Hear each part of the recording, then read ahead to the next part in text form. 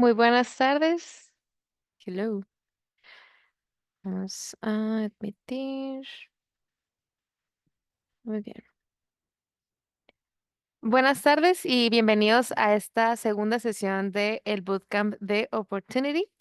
El día de hoy tenemos la sesión de ensayos y CV, How to Write Your Way into Opportunity Funds, by Mariana Alvidres. ¿Ok? ¿Están listos? Yay. All right. Mariana Alvidres es originaria de la región binacional Ciudad Juárez, El Paso.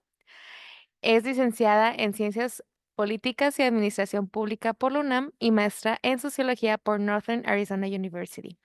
Ha ocupado cargos académicos y administrativos en la Universidad Nacional Autónoma de México y el Instituto Nacional en Estadística y Geografía. Actualmente trabaja como asesora educativa en EducationUSA México y coordinadora del programa Opportunity Funds y, como mencionamos el día de ayer, ex becaria Opportunity. Bienvenida, Mariana. The floor is yours. Hi, everyone. How's everyone doing? Well, this session, as you could hear, is going to be in English and in Spanish.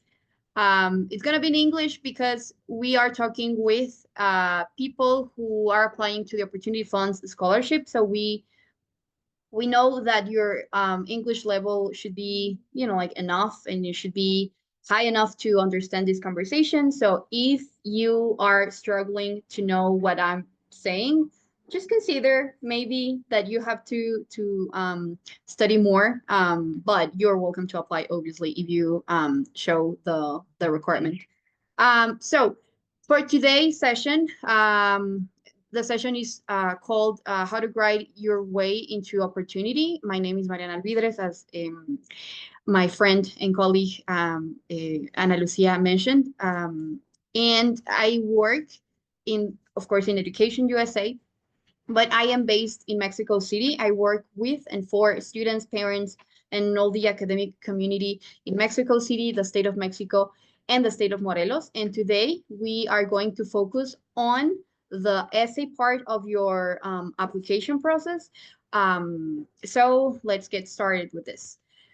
So, okay, what's our agenda? Basically, what first I would like to talk about the session expectations, what we need from you to have this conversation as a conversation and not only as, like just like a random Zoom where someone is speaking, and maybe you are just cooking or doing something else and you're just like listening but not paying attention. So we will talk about the essay, specifically the opportunity funds process, and then components of a strong essay writing and advanced writing and mistakes to avoid. And finally, we'll have a short activity and resources that we have for you. So what are these session expectations? Basically, participation and attention. This is important, and we really want you to be not like this. I hope that you can see the little arrow in my screen, so that you are not like this little kid or like this little kid here, but you are this kid paying attention to the content that we have prepared for you. Also, we really ask you this. Please put your phone away for 45 minutes. This session is going to be quick, it's going to be concise. And if you can put your phone away for just a bit, that'll be super helpful because it will help you pay more attention. Also, I know that, and I will say this in Spanish because I really want to have your attention. Todos nosotros y todas nosotras tomamos sesiones durante la pandemia, ¿no? Tuvimos clases, hicimos varias cosas durante la pandemia. Sin embargo, lo cierto es que cuando la gente que está dando una sesión tiene la cámara prendida y el resto de las camaritas está apagada, no solo yo me siento mal de que le estoy hablando a la nada, estoy hablando así como al universo y a la materia oscura del universo. Si ustedes prenden su cámara, no solo se obligan a poner más atención, también hacen que la sesión sea más colaborativa. Entonces, si el día de hoy pueden prender sus cámaras, no saben cómo se los vamos a agradecer. Muchas gracias a quienes lo hicieron y lo siento si se sintió como regaño, un poco fue un regaño, nada, mentira. Otra de las, so now to English again. Another of the expectations is positive attitude. So if you have any questions, if you have any idea that you would like to share, you are more than welcome to do so. So that those are the expectations. And then for the essay within the Opportunity Funds process, it is important to notice that you have several requirements to upload to the application, right? So first of all, you have to complete the online application. This is a screenshot of it. So hopefully you just start the application and you're working towards it. Also, whoops, you have to upload a transcript, your academic history, your diploma, or a proof of your grades. Una boleta de calificaciones final, si es el caso de la gente que va a posgrado, así como de las personas que van a licenciatura, las más actualizadas. Part of that is a CV. If we have room for that, we can talk about the CV. You have to upload a letter of recommendation. But in this session, we will focus obviously in the essay. So right here in the essay. So before I talk about this like in depth, I would like someone, a victim, I don't like to see a volunteer, but a victim, to see their definition of an essay. If you hear the word essay, what is the first thing that you think? Someone, maybe? What is an essay? You can type your question, excuse me, you can type your response, you can unmute yourself. So what do you think is an essay? Go ahead, Rebecca. Hi, yeah, thank you. For me, an essay is like an extension of your mind, if that makes sense. Like you putting Love your that. ideas in paper and kind of like impregnating them in a way that makes you feel, I don't know, that it makes you feel like you can express yourself good enough so that other people can get the knowledge that you have and you can share it with the world. That's kind of I, for me. yes, I completely love that, Rebecca, and that's completely true. It's a way of showing who you are and what are your interests in life, but in this case, academically speaking. So yeah, thank you so much, Rebecca, for being brave. So yeah, let's talk about the essay, but not any essay, right? Not like the essay that have you. I need you to raise your hand and then you can put it down.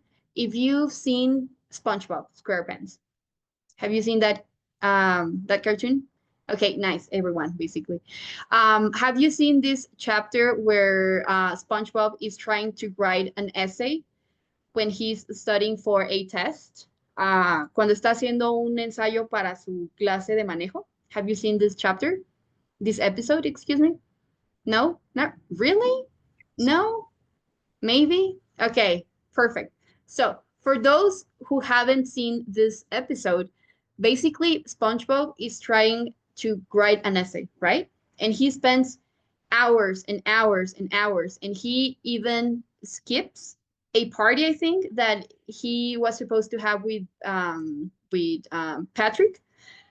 But anyways, he's trying to write, but the only thing that he writes is like this article in English, because he's basically in blank. So it's not that kind of essay that we're talking about. We are talking about the Opportunity Funds essay. And why is this essay like specific and why is this essay important? Because this essay will tell us who you are, but most importantly, will tell us why you are the ideal candidate for the Opportunity Funds scholarship and why you are the ideal candidate to be part of the opportunity community. So what is basically the Opportunity Funds essay? It is, and I'm going to read this for your reference. It is a crucial component of your Opportunity Funds application, typically, containing 600 words, typically. Remember that the call says that you can write up to 2 pages, right? So typically an application essay in the US will contain 600 words, addressing personal identity and importance. Basically, the Opportunity Funds essay will address the questions. Who are you and what is important to you regarding the Opportunity Funds application?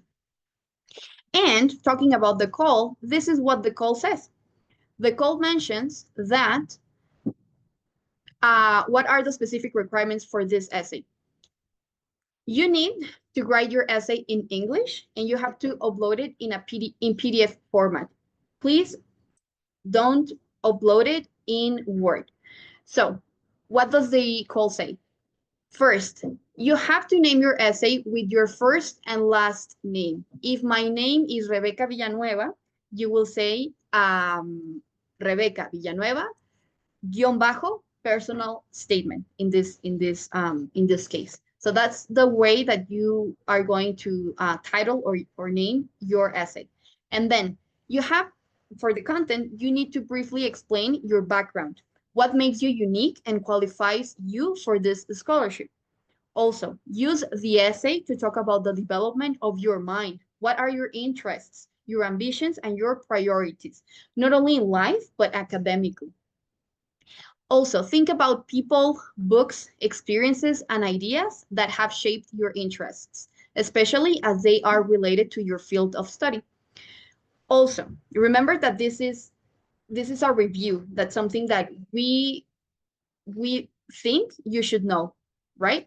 Because this is in the call. This information is in the call. Think about your own experiences working in related fields and cross-cultural experiences in particular. You may mention a few US universities you are interested in, but it's not mandatory. So if you're thinking about Harvard, Columbia, Yale, I don't know, like the most popular ones, right? It's okay, but you need to prove that you know the US higher education system and that you're not applying only because you know these big universities, but that you understand that there are more than 4,700 universities in the US, so that you made a really comprehensive research. So you are including the universities that you know they are going to be your best fit and that you are going to be their best fit.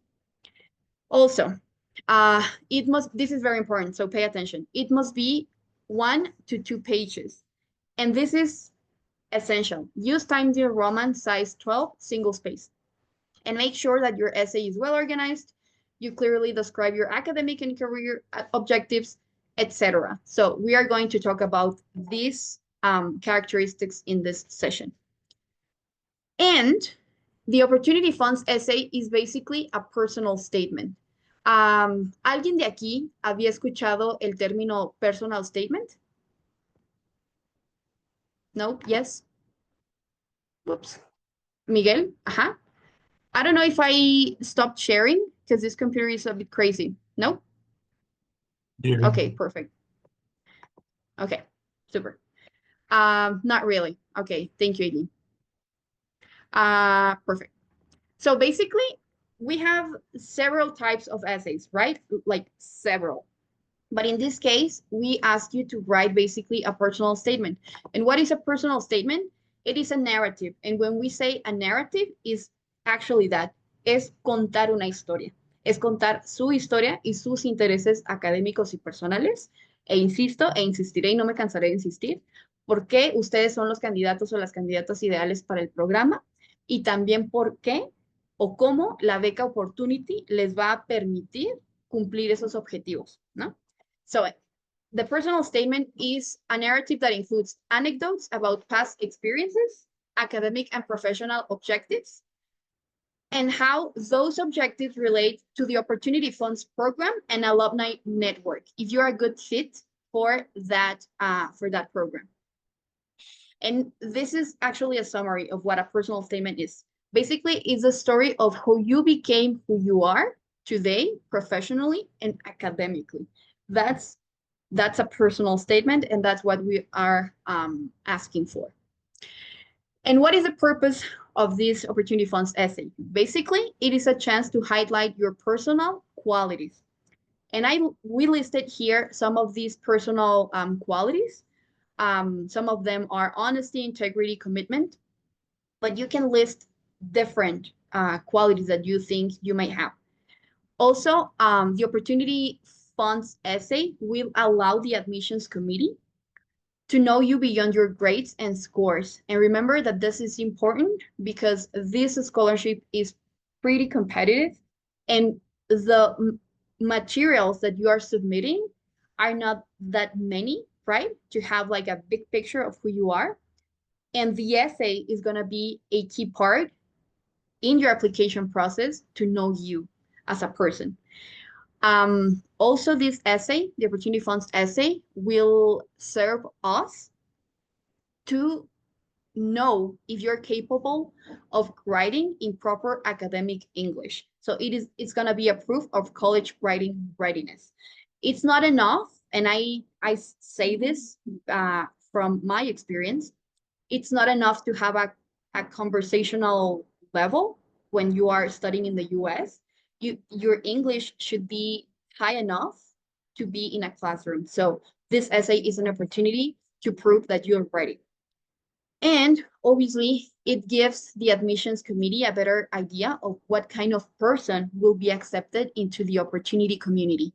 Because we basically ask this question: are we accepting a good person or professional into our community? So just think about that. And in this regard, I have a question basically for you. And if you want to unmute yourselves, if you want to type your answer in the chat, that's completely fine. But my question is, how does the intellectual community write in Mexico? How do you think we write in Mexico? When we're writing an essay, when we're writing an email for a professor, how do you think we write? And I can't see you guys for some reason, but I can hear you. So does anyone want to participate? No? Yes? Yeah, can Maybe? I go again? Of Actually, course. Go ahead. thank you. I think in Mexico, something that tends to happen is that we think we may not be enough, that we may not write good enough. But something that has happened to me a lot and that I really like to keep present is that sometimes the best ideas that we have are the ones that we express with the heart. And that's something that we use a lot in Mexico. We're people that are very, very, very passionate. So I think we write from our heart and from our soul and from all of our past experiences. And that it's something like very specific, but you can tell when someone's passionate about something.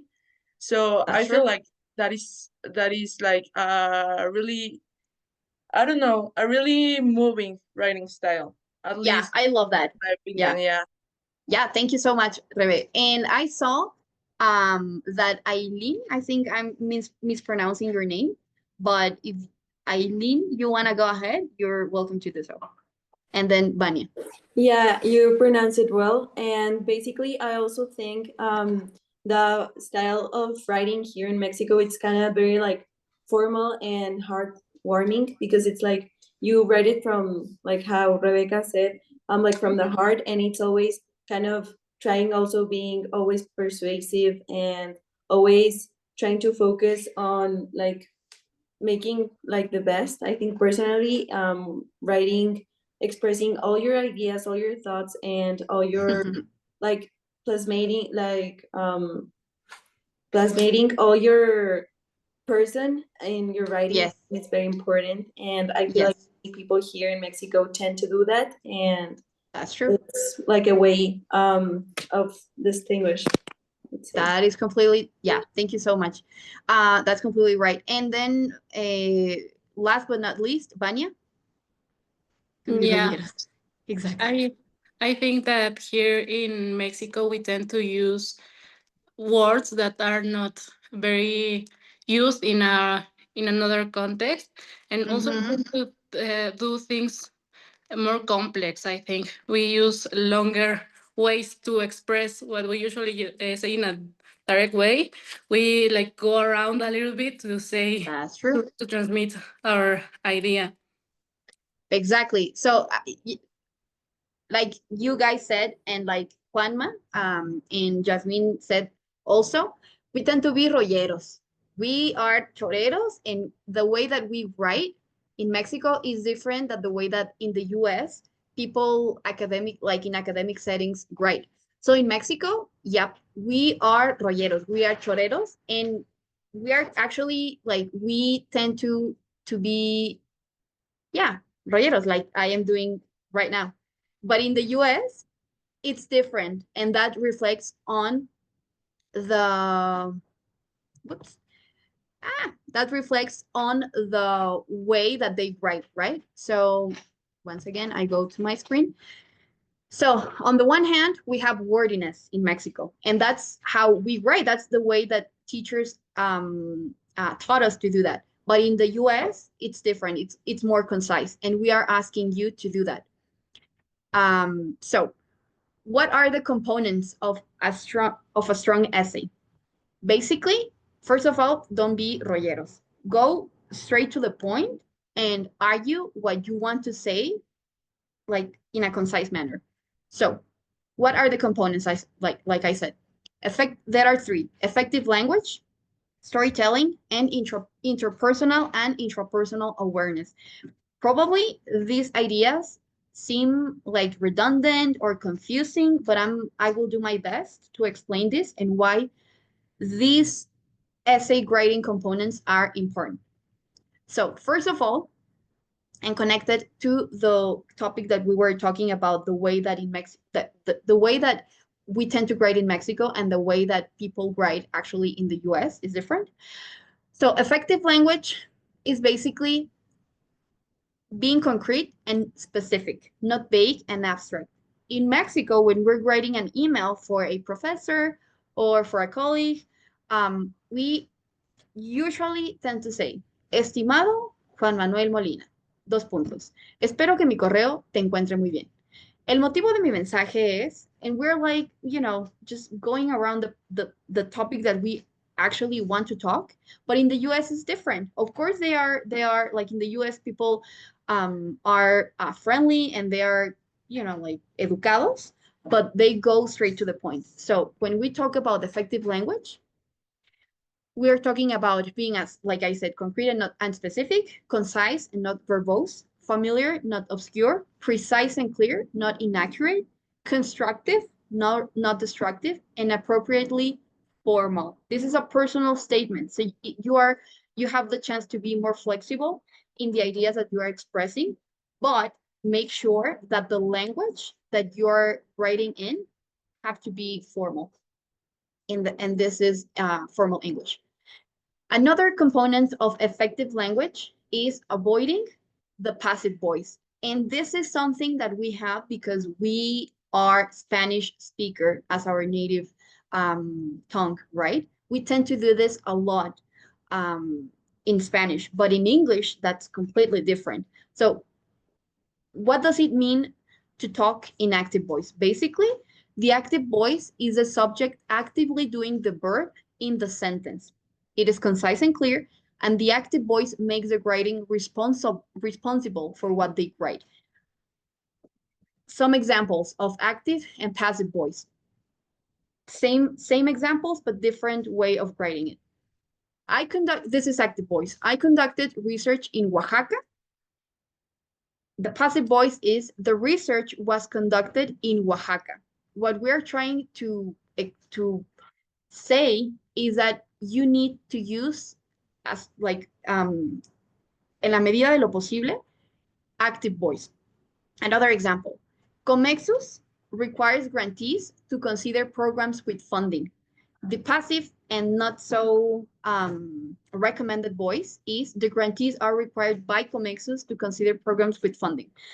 That's not a good idea because we are trying to see responsible and candidates with commitment, not only to be a good opportunity grantees, but also to complete a program in the US. Do you have any questions in this regard or everything is clear? You can just unmute yourself because I don't know what's happening with my Zoom account, but I can see my screen, but not yours. Okay, so I think this is the last effective language portion for this presentation, this brief presentation. But we are asking you guys to see the essay as the essay burger. And as you can see here, you have different components of a burger. You have the buns, you have the lettuce, you have the meat, and you have some other veggies, right? So if you see your essay as a burger, you will see that you cannot have a burger in a different arrangement, right? Because maybe it's gonna be a sandwich, it's gonna be a different food, but not a hamburger, right? A burger. So basically, you have to see your essay in order with structure, like a burger. So basically, what is this structure? You need to you excuse me. You need to start with a main idea, and then you have to provide details, details, and details to finally come to a conclusion. Probably this is too general to understand what I'm trying to say. But if you want to have a formula to write your opportunity funds essay, please screenshot this screen to have a better sense of what we are trying to read in your essays. And we divided here the structure into paragraphs. And it is important to notice that we are considering each paragraph as a mini essay. So each paragraph must have like a structure in itself to have a better picture of who you are. And basically, I'm gonna switch to Spanish just to catch your attention. En el párrafo, perdón, 1, lo que necesitamos básicamente son 3 oraciones, o más o menos, ¿no? 3 oraciones. Cuando hablamos de hook, hablamos de un gancho, algo que pueda generar el interés de aquellos y de aquellas que les están leyendo. Usualmente en México, cuando estamos escribiendo algún ensayo para la universidad o para la prepa, usualmente al principio usamos mucho choro, ¿no? En este ensayo yo voy a hablar, etcétera, ¿no? No, pues en Estados Unidos, cuando se escribe un ensayo, básicamente necesitan captar la atención de quienes los están leyendo. Y yo siempre en mi feedback les digo a las personas que estoy leyendo que la oración número 1 es tal vez la más importante porque es la que va a determinar si la persona que tiene enfrente tu documento va a continuar interesado o interesada en seguirlo leyendo o no. Entonces, el párrafo número 1 tiene que tener un gancho. Este gancho puede ser en forma de una oración, puede ser en forma de una oración controversial, puede ser en forma de una oración emotiva. Ahorita vamos a ver un ejemplo sobre eso. En la segunda oración, el párrafo número 1 tiene que tener una introducción a su historia académica y personal. ¿Se acuerdan que habíamos platicado unas diapositivas antes que el personal statement es básicamente el responder quiénes hemos sido al día, o sea, para que lleguemos hasta donde estamos hoy y qué es lo que queremos hacer en el futuro, ¿no? Y como tercer punto, como tercera oración, las razones por qué yo soy una candidata o candidato ideal para la Opportunity Funds Scholarship. En el párrafo número 2 y en general, o sea, los body paragraphs, así como vimos aquí en la hamburguesa, me voy a regresar, así como vimos aquí en la hamburguesa, detalle, detalle, detalle, básicamente son estos, los párrafos 2, 3, 4 y 5. Perdón, me desconcentré. El párrafo 2, 3, 4 y 5, ¿qué es lo que vamos a hacer? Vamos a hablar de una cosa, obviamente siguiendo la estructura de la introducción. Thing I did, experience I had, this experience made me realize what's the problem that you want to solve or that you want to face. And now I want. Y así con todos los body paragraphs, ¿no? Hasta llegar al párrafo número 6, en donde básicamente ustedes hacen una conclusión de sus ideas, hacen un cierre completo de la historia que ya empezaron a contar en el párrafo 1 y en todo su ensayo, y finalmente vuelven a mencionar por qué son unos buenos candidatos o candidatas para la beca Opportunity Funds. ¿Hasta aquí hay alguna pregunta? Me voy a regresar a Zoom. ¿No? ¿Todo bien? ¿Todo claro? Segurísimos. Les voy a dejar, denme un segundo, les voy a dejar 1 minuto, no, 7 segundos para que lo piensen, porque voy a prender la luz de aquí de la estancia en donde estoy. Denme un segundo.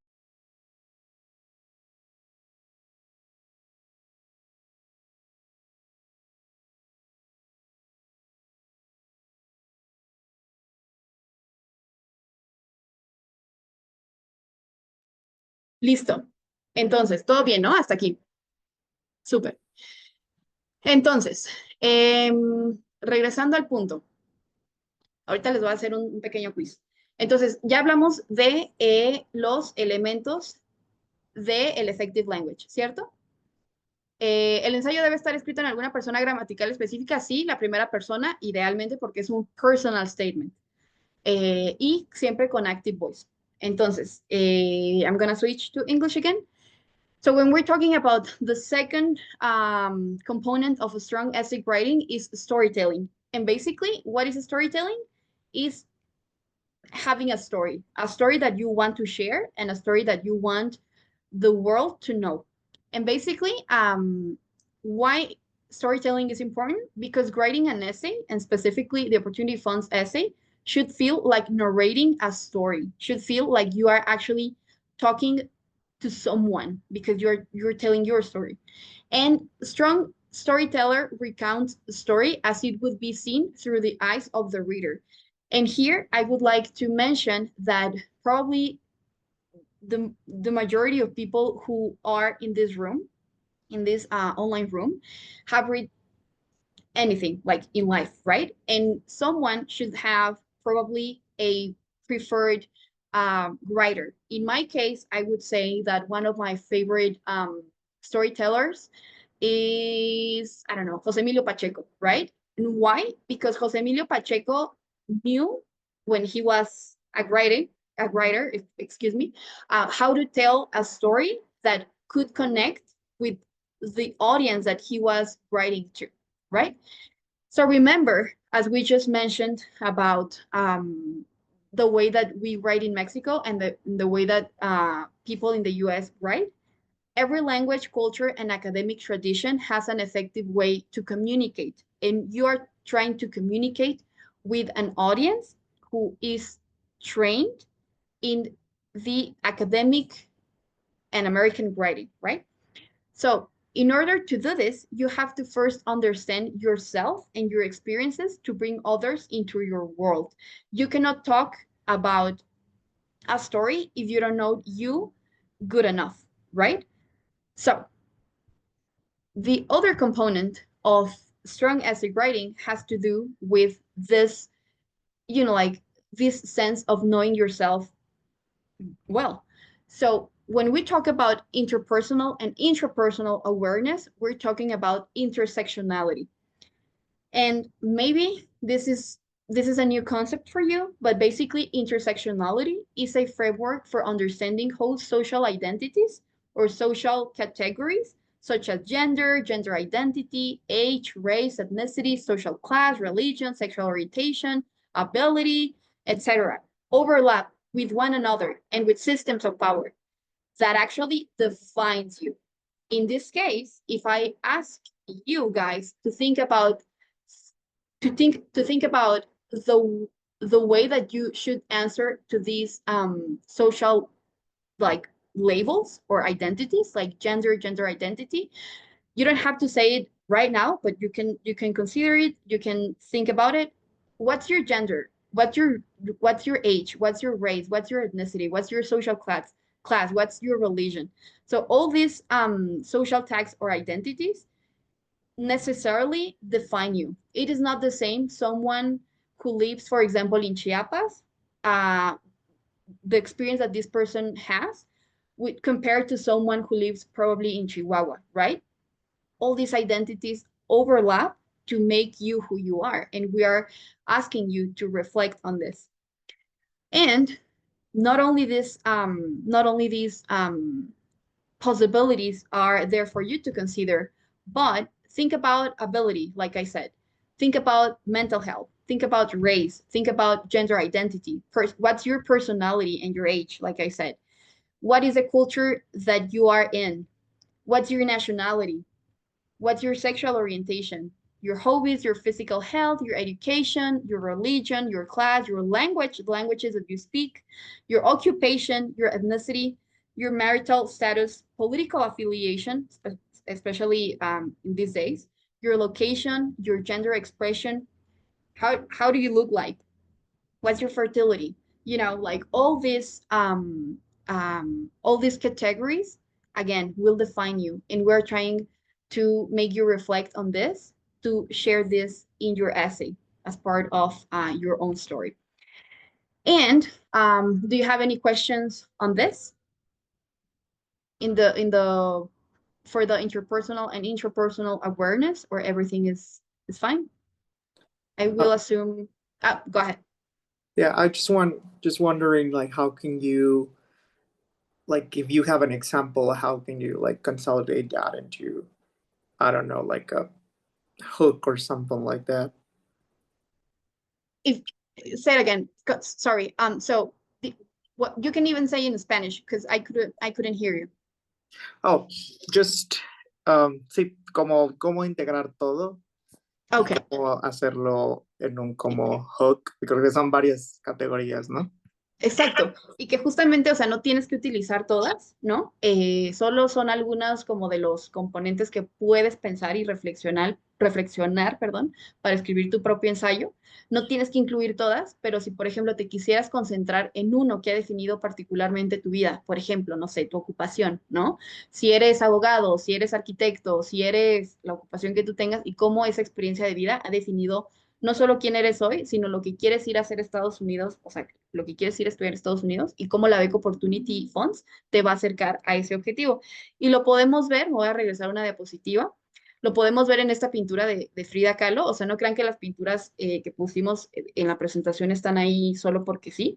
Cada pintura, o sea, tiene que ver con algo que estamos intentando explicar. En este caso, es un gran ejemplo de interseccionalidad, ¿no? Esta pintura que no es tan conocida de Frida Kahlo, o sea, ella básicamente pone los elementos que la definen, pero como una persona fronteriza, o sea, que ella durante un tiempo vivió en Estados Unidos, obviamente su relación con México, y esa es la forma en la que ella expresa esa identidad doble que tiene, ¿no? Entonces, respondiendo a tu pregunta, puedes concentrarte solo en un elemento o varios, como tú prefieras, pero sirven más como detonantes y no tanto como un requisito que tengas que poner en el ensayo para que podamos conocerte, ¿no? O sea, son como más una invitación a que reflexiones en tu propia historia.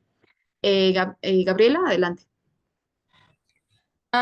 You said that you have to put it like a burger, like Yes. the idea and but you need to put like only one story, and that story is like, what did I do and what that helped me? But you should only write one story, like one Yes. anecdote.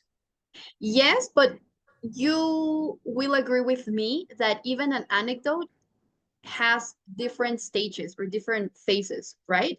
So one anecdote could be, like the breaking point of someone or of something that you're living at any point of your life.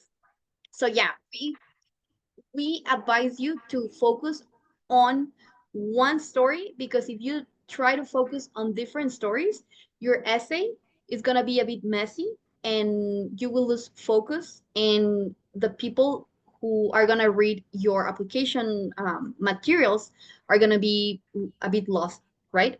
So that's why we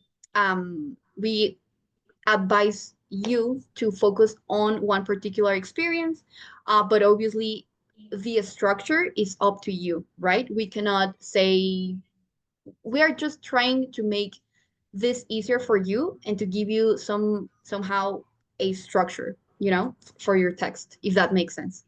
Someone else, I don't know if that answers your question. Yes, thank you. Perfect. I can see that someone else raised their hand. Salvador and another person. Salvador and Misty. Go ahead, Salvador. Well, it's kind of like an obvious question, but I'm still having it because once I had an interview and I used this kind of like slangs and stuff. So I was wondering if we can use them, like writing an essay, like using gotta and gonna and stuff, and abbreviation for you and those kind of stuff. I know it's kind of like, yeah, you cannot use them, but I'm still wondering if we can or we cannot. Right. Great question, Salvador. My advice on this is that you can use it if you are citing someone, if you are trying to have like a conversation with your characters, like in your essay. But in general, we do not advise having like informal language. No, we tend to, like people who write in a formal way tend to be, like obviously more formal. So we encourage you to do that. So please avoid informal language only if you are like citing someone or if you are quoting someone, that's okay. And yeah, and there was another hand raised. Yeah, hi. So I was actually wondering if we're allowed to use metaphors as a narrative Yeah, device. Yes? absolutely. Okay. Of course. Yeah, exactly. Yep. Completely. Yes, you can do that. Empecé a pensar en los dos idiomas. Thank you. Sure. So finally, when we're talking about this particular essay, we're also talking about advanced writing and mistakes to avoid. And yeah, we should talk about plagiarism. And even though we're having a conversation about personal statement, yeah, people tend to plagiarize.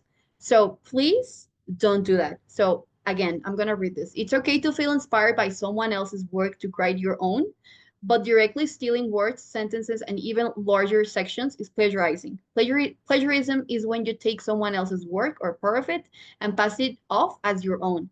So please avoid this, and especially because for the nature of this essay, you don't have to like copy the ideas of others. So you can be yourself and you can be original. So consider this and avoid plagiarism.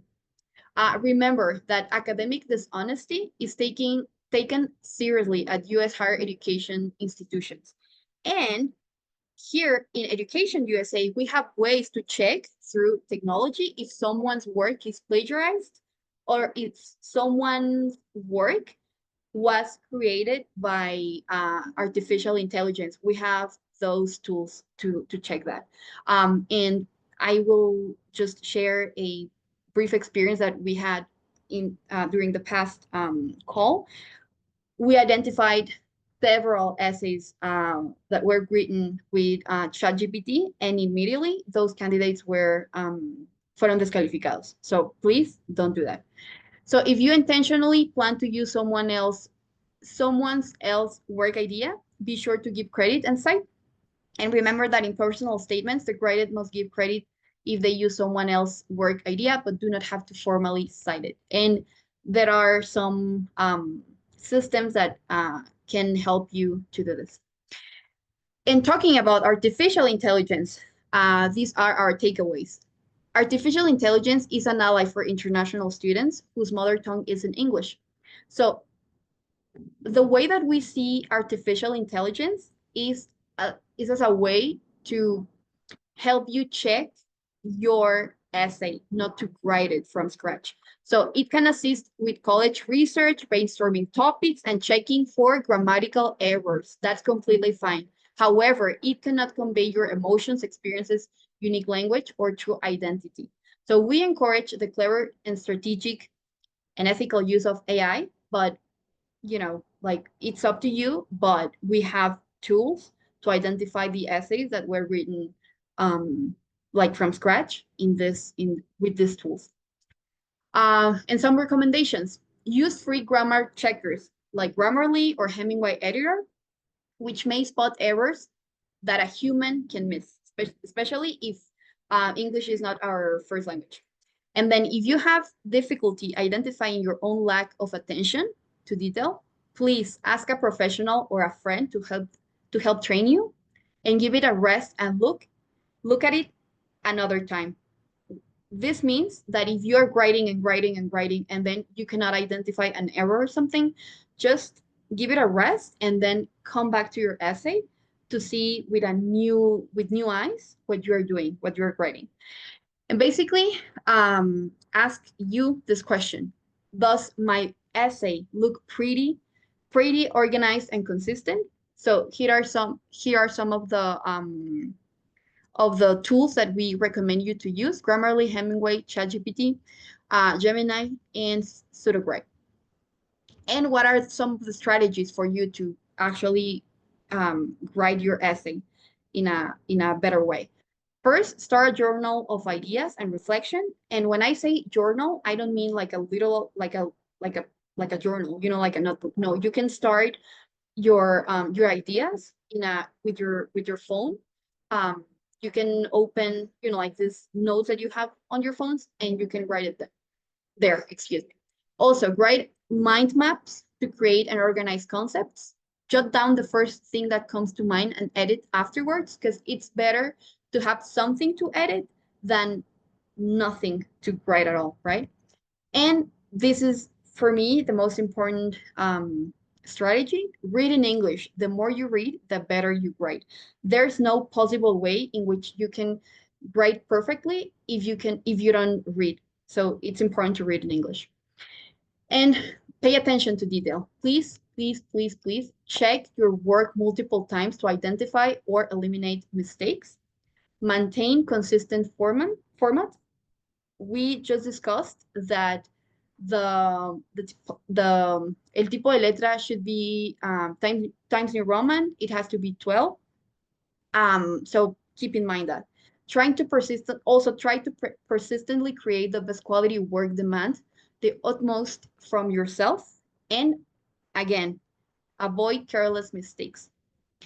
And here we have, in the 6 minutes that we have for this session, it's actually not an activity, but an example. And this is a real essay from a grantee that applied and won the scholarship last year. So we are going to read 3 paragraphs from a real essay. So we're going to read paragraph number 1, paragraph number 5, part of the body paragraphs, and paragraph number 6. And I'm going to read it out loud so you can identify all the structure and all the elements that we just discussed. So, first of all, this very talented Opportunity Funds grantee from last generation had or has a very interesting title, a creative one. So please don't say a personal statement by Mariana Alvidrez. Please don't do that. So think about a creative title and include it. So in this case, it's Academic Mobility and the Generation of Change by you, in this case. So look at the hook or the first sentence that this grantee included. And he even used, I forgot the name, cursivas, right? To stress this, this hook. So he says, why do you want to go to another country, uncle? What are you going to do there? So this is a really exciting and like even emotional hook. So it's okay. Those were the questions my niece asked me the first time I told her about my plans to study abroad. Honestly, responding to those questions to a 10-year-old child has been so far my biggest challenge. And this is important, but it was the beginning to think deeply about why I want to go to the US to pursue a master's degree in public diplomacy. So first we have a hook. Then we have a breaking point, you know, like the introduction of why I want to go to the US. And then the grantee says, and how important it is the Opportunity Funds program to me to achieve this goal. Look at how concise and interesting this story is. And then he goes, and in this essay, he's introducing the idea. I will argue not only why I consider myself an ideal candidate, but also the impact that I am sure this scholarship could have for the grantees and their community. It is a great first paragraph, right? And remember, this is not a random essay. This is an essay intended to win a scholarship. That is why you should mention why you are a good candidate and why you are going to be a good fit for the program. And then if we go to paragraph number 5, he says, because of course, this is, there are more context in the previous paragraphs, but this is a really good one. So he says, because of my family and personal background, my studies and professional experiences, and my inner motivation to improve myself through education, I want to go to the US to pursue a master's degree in the fields of public diplomacy, international cooperation, and internationalization of education, and get involved with the places that shape these academic concepts, their practice, the impact of their application, and the more recent debates about them. So here, he's not only saying why he wants to go to the US, he's making sure that the reader is understanding why having an education in the US is particularly relevant for him. So here it goes. Previously, I had the opportunity to experience firsthand the teaching model in the US, and now I am determined to enroll myself as a graduate full-time student, and I believe that the Opportunity Funds Scholarship is the help that I need to get me closer to this commitment. Again, he's making sure and he's restating. He, someone is someone participating? I can see. Excuse me. I can hear something like a background noise. No, Okay. it's okay. I already muted them. Okay. Thank you so much. So he's making sure that he's an ideal candidate, right? And he's stating why. And this is the conclusion. So he says, with all this in mind, and being sure that the Opportunity Funds program could help me not only for my personal development, but also for being an example for my relatives, what was my response to my niece? So remember that I said that you have to, I'm gonna say this in Spanish.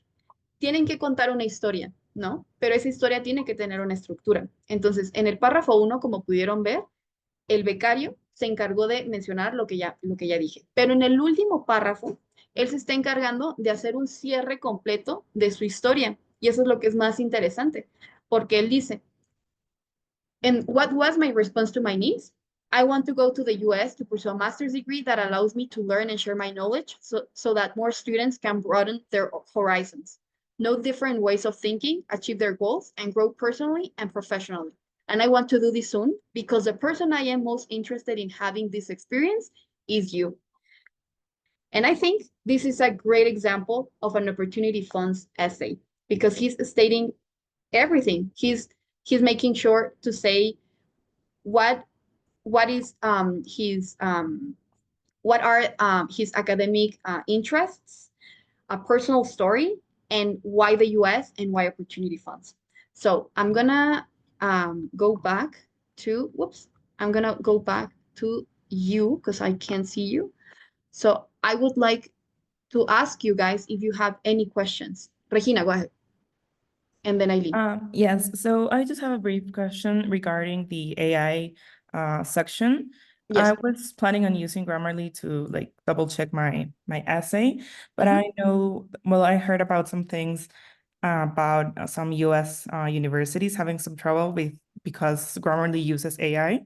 So I Yes. was wondering, are we gonna have, is there an AI filter or something that could affect us if we use these kind of tools? Again, right? So we see, and we have here, we have the fortune to have more Education USA advisors who can help us respond this question. But again, my take on this is you can use artificial intelligence. That's completely right. But if you use it to check your grammatical and spelling errors, right? That's completely fine because again, I assume that our native tongue is Spanish, not English, as you could tell, right? You can use it for that. But if you think that you can write your essay for example, I think the call closes on a Friday, I believe. So I think so, right, Juan? On the 10th, you say? On the 10th? It's a Friday. I think it's a Friday. It's a Monday. It's a Monday, excuse me. Thank you, guys. It's a Monday. So if you think that you can write your essay the previous Sunday with AI, my friend, you are out of this competition, really. So we do not encourage the use of artificial intelligence if you use it to write your ideas from scratch. No alentamos el uso de la inteligencia artificial para escribir los ensayos de una, o sea, que ustedes le pongan nada más. Escribe un ensayo para la beca Opportunity Funds, aquí está el link, estas son mis características de candidato, y ya, que eso lo copien y lo peguen, no. O sea, nosotros, aunque no lo crean, sí usamos herramientas para poder identificar cuando un texto está hecho el mayor porcentaje por inteligencia artificial y cuando está hecho por seres humanos. Y ahorita ya con esto te doy la palabra, Ana Lucía.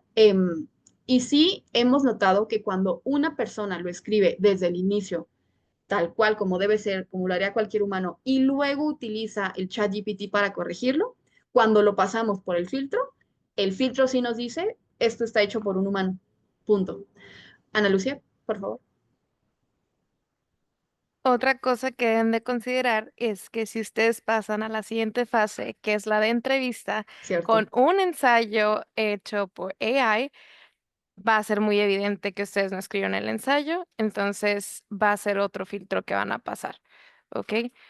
Y Ujú. es muy importante que tengan en consideración eso, como decíamos, lo pueden utilizar para corregir gramática, lo pueden así. Lo que más les podemos decir es que si tienen, siempre tengan un original y si hacen uno que sea un poco modificado por Grammarly, por ejemplo, siempre lean los dos de vuelta, porque si cambió mucho, también pueden regresar a su essay original. ¿Ok? Exacto. Muchas gracias, Ana Lucía. De nada. Sí, perdón, Juan. No, perdón, gracias a ti. Este, sí, una ocasión cuando estaba dando, me acuerdo que estaba dando una presentación con la coordinadora de Opportunity de Bolivia y estábamos hablando acerca de cómo identificamos a una o un buen becario Opportunity, ¿no? Que son cosas. Y hablábamos acerca de todo esto que estamos platicando, ¿no? Que sea, eh, there's strength, academic strength, um, strong English language, todo esto, ¿no? Que estamos platicando. Eh, pero había algo que hablábamos acerca de como authenticity, something that it cannot be made, right? Y entonces those things are going to come across in your essay. Those things are going to come across in who you are, and there's just not going to be made like that. So there's like Mariana was saying, there's a story that you're telling, and not really, not specifically sometimes the telling of the story of a specific story, but there's a story that you're saying through your essay, through your interviews, through your letters of recommendation, through your grades, every single part of your of the elements of the process are parts of the story, and many times those essays don't fit to the story that is being told, right? So there's something, es un je ne sais quoi, ¿verdad? Algo que tiene el becario oportuno y que dices, esa es la historia que estamos, el tipo de estudiantes que estamos buscando, and you will know them on Friday, just that little plug on Friday's session. You will get to know them on Friday. It was like, oh, this is what makes an opportunity funds grantee different from a Fulbright grantee, from a Conacid grantee, from a whatever other program, a Carolina grantee, for whatever other program. What is the specifics of an opportunity funds grantee, and that is going to be shown on your essay.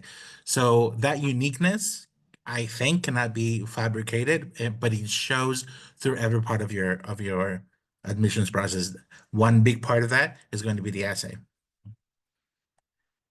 Sí, muy de acuerdo, Juanma. Y por ejemplo, en la, en el ensayo que les mostré de uno de los becarios de la generación pasada, o sea, yo dudo mucho que la inteligencia artificial hubiera podido generar esos cierres y ese inicio tan emotivo, ¿no? O sea, cuando está platicando con su sobrina, o sea, dudo mucho que una inteligencia artificial pudiera hacer eso. Y por eso es tan importante que se tomen el ensayo tan en serio, porque, insisto, a diferencia de otras convocatorias, de otros perfiles de becas, la beca Opportunity Funds en apariencia tiene menos requisitos, pero en realidad es más competitiva, porque esos requisitos que pedimos buscamos que sean lo mejor hechos y por eso existe este Bootcamp, ¿no? Regina y después Aileen, por favor. No, mi duda ya quedó resuelta, pero muchas Ah, gracias. súper, Gracias. súper. Aileen, y después Luisana. Hey, I have two questions. The first Go one ahead. is, what is the thing you take more in count? Is it the financial need, the academic, all your academic history, or like the essay, like your storytelling, or you as a person, curriculum, recommendation letter, like what's the thing you take most in count for choosing like the winner? Good question, and I'm gonna reply it with a horrible response that you don't want to hear, but everything. And why? Because I once was there, like with your same question. When I was applying for the Opportunity Funds program, I was aware that as a student, I think that the people who are reading the applications will take into consideration different things. No, but the reality now that I am an advisor is that the people who read your application are humans just like you, and they are like beautiful humans that will consider you as a candidate, as a person in a holistic way. So yeah, I hate that response, but basically all the requirements have the same value when it comes to the application process. Yeah. Thank you. And if you could respond, how many winners like are there for the scholarship? Yes, how many winners, how many grantees? It depends on the budget, obviously, but typically, and please Juanma correct me if I'm wrong. Typically we grant 20 lucky people. Yeah, 20 more or less, but it depends on the budget, it depends on other factors. But 20, that's why we say, and no me canso de decir, this scholarship is competitive. So please, I'm not trying to make you more nervous that you are right now, but just take the time to write your essay, take the time to fill out your application, take the time to do the budget part. So yeah, so more or less. I don't know, Juanma, you want to say something else? Okay, thank you. Sure. I guess this workshop is then just by being here, like we said in the call, it doesn't give you an edge by being here. I mean, it doesn't add points. It doesn't Yeah. add it doesn't add points to your application, but it does in a certain way that you are more prepared. You're writing an application that is going to be way more tailored to what we're looking for than all the people that if we receive 300 or 400 applications, you're part of the 80 group that came to this and that you have more information than the rest. So Right. You know how to congratulations. structure an essay, for example. Yeah, exactly. Luisana. Yeah, thank you. For when we're writing the essay, can we use the Oxford comma or would it be too informal? Yeah, please. I love the Oxford comma. I don't have any advice here, but I'm always saying like Oxford comma, Oxford comma. But yeah, you can use the Oxford comma. Everyone loves the Oxford comma. Okay, thank you. Sure. Mesli. Hi, my question is regarding the topic of the personal statement. Should we really focus on why do we want to go to the USA, or can we add I don't know, our relationship with the things like our interest field of interest? It's a mix of everything, basically. That's why it's a personal statement and not a different type of essay. So el equilibrio tiene que ser puesto por ti. O sea, tú tienes que determinar qué tanto de tu historia quieres contar o qué anécdota o qué momento específico en tu vida que te hizo ser la persona que hoy eres y que te hace o que te hizo tener la experiencia que hoy tienes para querer estudiar cierta cosa en Estados Unidos. E insisto, y cómo la Beca Opportunity Funds te va a ayudar a alcanzar esos objetivos. But it depends. It's a mix of everything. So the essay that I just read out loud, the example of the previous grantee, is just an example. It's just an idea of how this grantee focused on a particular experience or even a particular moment or, like facing in his life with his needs. So it depends. It depends basically. But yeah, it's up to you. Luis. I mean, that's something to add real quick Oh, before go ahead. before Excuse me. and something that also I know this grantee that this essay was from, and I can see his personality in the way he writes. So this document is going to be showered by you, right? So for example, if you are a funny person, you're just gonna do it. You're gonna send a joke over there. You're gonna put it here and there because that's who you are. So if you don't have a story like that, just don't worry about telling a story about your childhood if you don't have any como una historia importante en esa época de tu vida, you know? So it's just like it doesn't have to be it's not a formula that works for everybody. Maybe you're going to start with something else, but it's going to be you writing this document. So you don't have to be it doesn't have to be emotional in terms that you're not supposed to make people cry with your essay. Some of us have cried with essays, but it's just because the person who writes it just writes he or she writes like that.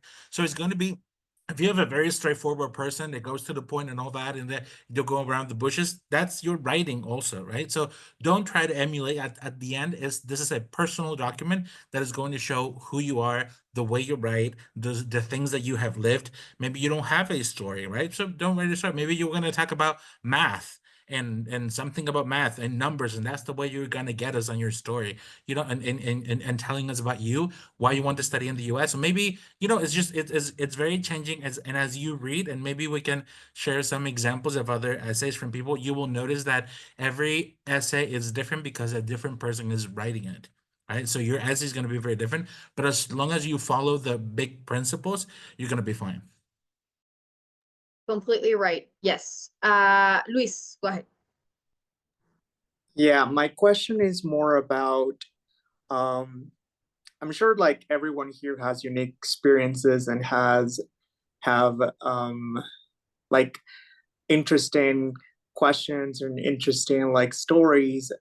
So my question is, how do you take the subjective part out of it, right? Like if you have, let's say we all have a very appealing essay, what would you consider to be like, oh, we will focus on these people, or we want these people to be in our program? Great question. I think the successful candidates for the Opportunity Funds program is or are those who have something that we call the wow factor. You know, people who have shown during their lives that no matter the obstacles, they are committed to overcome those obstacles, you know, and that's something that we consider. But again, like Juanma mentioned before, it's humans are reading those applications, so it's your responsibility in this case to, you know, like take us and tell us the story that you want to share. If you want to study, for example, climate change, I remember one of the essays from the previous call. One of the applicants wanted to study something related to climate science, and the way that this person started their essay was with a sentence, and it was quoted. It was, "Climate change doesn't exist." And I was like, what? Because I was reading that essay. And then this person goes, "That's what my professor told me." And I was like, wow, this is a great hook. And then I kept reading because it was really interesting. So it depends. And I hate to say this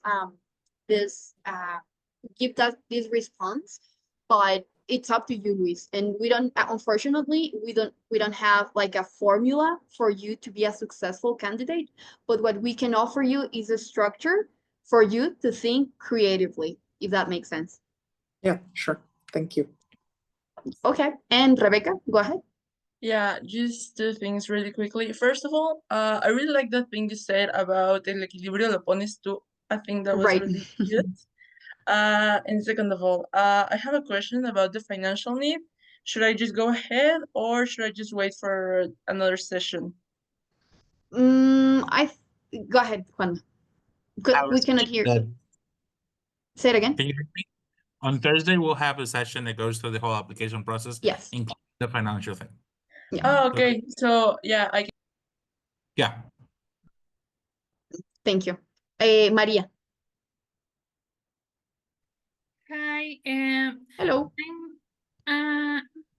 Well, in the same line, I'm going to express a question because I know that we should to be honest, but at the same time, I'm a little worried about if I have to be cautious with the information that I share in the essay, because in my case, I'm a mother, and I'm mothering alone that's Mhm. single mother, but I don't like that term. Yeah. And in that case, I know that the personnel who read the essays, trying to find the more competitive students and the youngness and the more ideal candidates. Mhm. And Mhm. in my case, I don't know if in my situation about my motherhood makes me less less uh, good Less candidate. competitive. Right, exactly. Mhm. Of course, the answer to this question, Maria, is absolutely not. You can apply, and we will love to read your application because your story is unique. So your story mothering a child is gonna be unique. So no, please don't think that because you are of a certain age or because you have a I don't know, like a marital status or something else, please don't be discouraged. Okay. Again, we're people and we are trying to find the very, very best of the candidates, no matter if they are single, no matter if they have kids, no matter we're trying to get the very best in Mexico. So yeah, please go ahead and apply. Okay, thank you. Sure. Adrian? I have a question about experience. Mhm. For example, if someone has different experience about, well, it'll be random, a random experience, but another guy has a specific experience. I don't know, maybe materials, about materials. And that guy, uh, maybe the other guy who has different experience, Mhm. but it will be great experiences, maybe competitions, international competitions or national competitions. But the other guy who has a specific experience of the topic he's interested, but it's a level more like Mhm. a state level, Mhm. I don't know, maybe competition in the state, in a state, or some kind of that. Uh, what would be better? I don't know. I have that questions. No, it's okay. It's a really good question. The first, if you want to forget everything I said during the previous 60 minutes, you can do that. But my only advice is please do not compare yourself with other candidates. You are unique, really. And it doesn't matter if the other candidate, like probably attended a different school or had more experience. We're not comparing people, really. Like when you're applying for a scholarship, you are applying as a unique individual. So we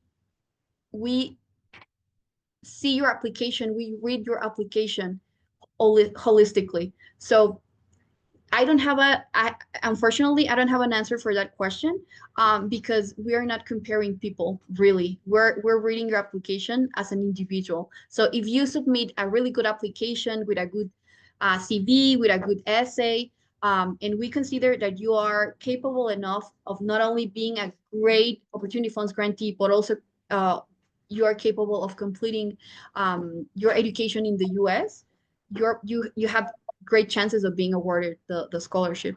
Juana, yes, please. Yes. Some help with this. Well, besides what Mariana is saying, that I completely agree. I think one of the most important things and why the essay is very important is because we want to hear how those experiences are linked to what you want to do. It's like it could be that you participated at a state level competition, or it could be that you have worked at a specific company for the last 2 years, or that you have done research with a doctor or something, or that it's like it is it is about the quality of the things that you have done, one, but also about how those things are going to connect to what you want to do. For example, I'll just give you an example real quick. So we have a grantee that he studied biology in his undergrad, and he wanted to do a PhD in something about environmental uh, sciences. But he had been working in the last 3-4 years for an electric company. So when you see his CV, you would say, okay, kind of like the electric company, kind of like an idea, but you went outside of sort of like the field that he was doing. It seems to not to be making sense. But when you read his essay, and he said, well, this has been my experiences. So after finishing biology, I had to look for a job. I had to pay my bills. I had to do things. So I found a job in um, installing solar panels in big extensions of land. So my background in biology helped me to think, okay, this is supposed to be like a good thing for the environment if we do solar panels instead of other things. But what is the impact in some of the species in the region, specifically some hummingbirds? So he started thinking about hummingbirds, and he went and researched hummingbirds. He started to look at the impact that those solar panel systems of hectares and hectares de paneles solares was doing for hummingbirds, and now for the lack of flora in the region, and so he started doing all those things. And so he's helping us to understand how his time in this job that might have been like no clear connection, but now how he is using that into, and this is where I got the idea to do these other things, right? And these are the things that I want to do. So that is not remember that you're telling us the story, that you're walking the paths. Where are you coming from, and where do you want to go? And in that sense, your story is unique. Your experiences are unique, being that you went to another country for a international competition, of you've been working in a job for the last 3 years that may seem like no connection, but that's where your interest and your spark came for the next thing that you want. Where you saw the problem, when you saw something that needed to be done. Maybe you were doing that while you were teaching, right? And you noticed that there's a lot of civil engineers being developed, being taught in our schools, but they're not learning about a specific matter that you think is important, but that you are very interested in doing, right? So it's just like those experiences are going to be unique, and it is not about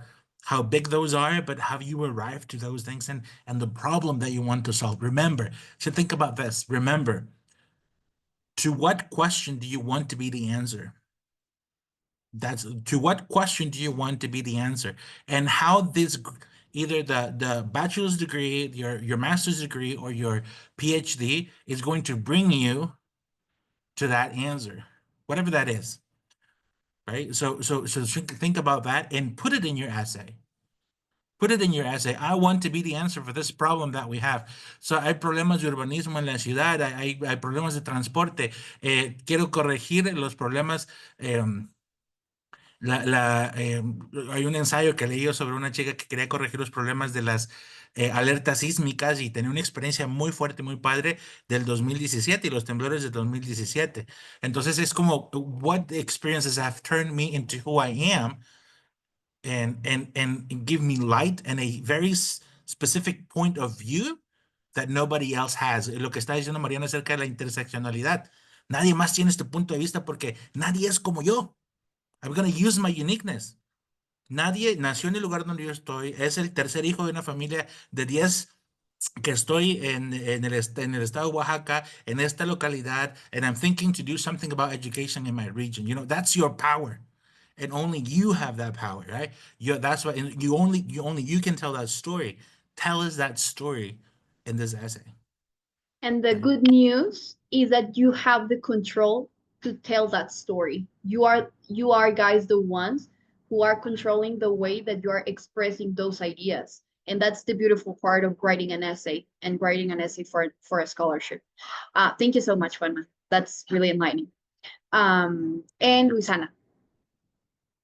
Okay, thank you. For those of us who are still in high school, and let's say I don't really have that much experience with like jobs or volunteering or anything, what else could I write about? That's a good question. Go ahead, Padma. It's a good and hard question.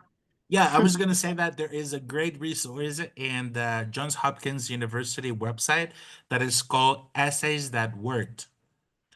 Go ahead and look at that, because it's going to give you a ton of essays that, and you're going to see that some of those are recipes. Some of those are, it's just you have a bigger room to write for undergraduate because it's just like you can do whatever thing that you want to do. So essays that work from the Johns Hopkins University website, you can put it like that on Google, even the ones that are doing for graduate programs. But it's really cool because it tells you why that essay is really good, and how it connects to what the university is looking for.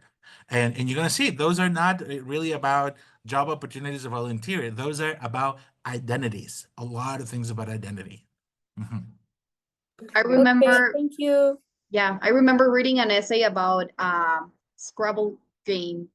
The grantee was playing Scrabble against his mom, and it was a really interesting essay to read. So you can write basically about anything, but obviously connected to opportunity funds, your academic interests, your personal interests, and most importantly, this idea that Juanma just mentioned. The question that you have and that you are intending, excuse me, to be the answer for. A last question, maybe? No? Okay, everything is fine. Well, thank you so much again for having me today. I love writing. I love essays. I hope that you now have a better sense of what we are looking for when it comes to the application essay. If you have any questions, please contact your Education USA advisor, and I will pass it on to my colleague and friend Ana Lucia. All right, people, today's session it's over. Okay, tomorrow we're going to have a session related to letters of recommendation and CV. Okay, you will have a great speaker. All right, it will be me. Okay, and all your questions related to letters of recommendation and CVs tomorrow, and how to apply and everything related to that will be on Thursday. Remember the agenda. We will send you an email reminding you about the session. Also, remember that it's the same link and the same time. All right, so we expect to see you tomorrow as well. Thank you so much, people. Have a great night.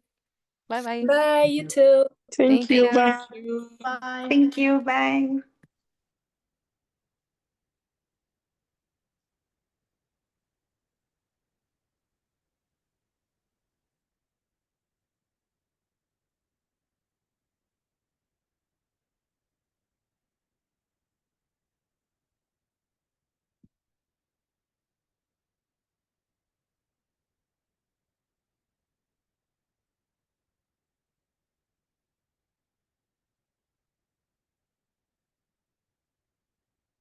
Listo.